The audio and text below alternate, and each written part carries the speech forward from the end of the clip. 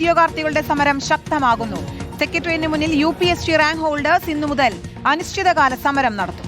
കഴിഞ്ഞ വർഷം പ്രസിദ്ധീകരിച്ച PSC റാങ്ക് ലിസ്റ്റിൽ നിന്ന് നിയമനം നടത്തുക, അധ്യാപക വിദ്യാർത്ഥി അനുപാതത്തിൽ മാറ്റം വരുത്തുക തുടങ്ങിയ ആവശ്യങ്ങൾ ഉന്നയിച്ചായിരുന്നു പ്രതിഷേധം. ഗോപാൽ ശിലാസനലുണ്ട് വിശദാംശങ്ങൾ നൽകാൻ. ഗോപാൽ, മുഖ്യമന്ത്രിക്ക് പരാതി നൽകി, വിദ്യാഭ്യാസ മന്ത്രിക്ക് പരാതി നൽകി, പക്ഷേ ഫലമുണ്ടായില്ല. ഈ നടപടി ഉണ്ടാകാത്ത പശ്ചാത്തലത്തിൽ പ്രതിഷേധം ശക്തമാക്കുന്നു. സെക്രട്ടേറിയറ്റിന് മുന്നിൽ ഇന്നു മുതൽ അനിശ്ചിതകാല സമരത്തിലേക്ക് കടക്കുന്നു, അല്ലേ?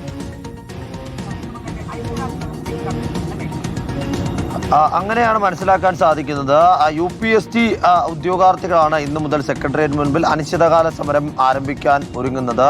അതിനോടകം തന്നെ LPSC ഉദ്യോഗാർത്ഥികളുടെ നേതൃത്വത്തിലുള്ള സമരം ഇപ്പോൾ 24 ദിവസമായി സെക്രട്ടേറിയറ്റ് മുന്നിൽ പുരോഗമിക്കുകയാണ്. ഇതോടുകൂടി തന്നെ സെക്രട്ടേറിയറ്റ് പഠിക്കൽ PSC സമരങ്ങളുടെ ഒരു ഘോഷയാത്രയ്ക്കുള്ള കളമൊരുക്കുന്നു എന്ന കാര്യം കൂടി സൂചിപ്പിക്കേണ്ടതാണ്. നേരത്തെ UPSC ഉദ്യോഗാർത്ഥികൾ ഒരു തവണ സൂചനാ സമരം സെക്രട്ടേറിയറ്റ് മുൻപിൽ സംഘടിപ്പിച്ചിരുന്നു.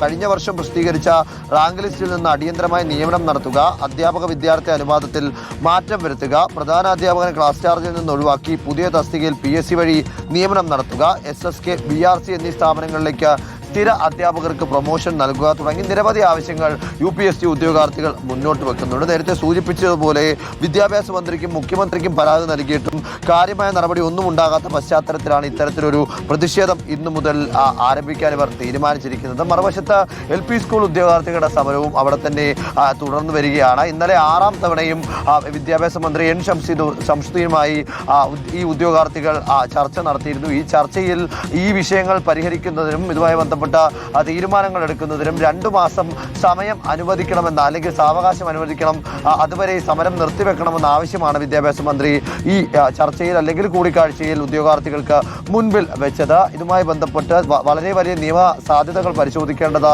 ഉള്ളതിനാൽ തന്നെ ഈ സാവകാശം അത്യാവശ്യമാണ് എന്നും മന്ത്രി ഉദ്യോഗാർത്ഥികളെ ധരിപ്പിക്കുകയുണ്ട്. എന്താണെങ്കിലും ഈ തീരുമാനത്തിൽ LPSC റാങ്ക് ലിസ്റ്റിൽപ്പെട്ട ഉദ്യോഗാർത്ഥികളുടെ നടപടി എന്താണ്, അല്ലെങ്കിൽ അവരെന്താണ് ചെയ്യാൻ പോകുന്നത് എന്ന കാര്യം വ്യക്തമാക്കാൻ രാവിലെ 10 മണിക്ക് ഈ ഉദ്യോഗാർത്ഥികൾ സമരപ്പന്തലിൽ മാധ്യമങ്ങളെ കാണും. അവരുടെ തുടർ നടപടി എങ്ങനെയാണ് എന്ന് വിശദീകരിക്കുകയും ചെയ്യും.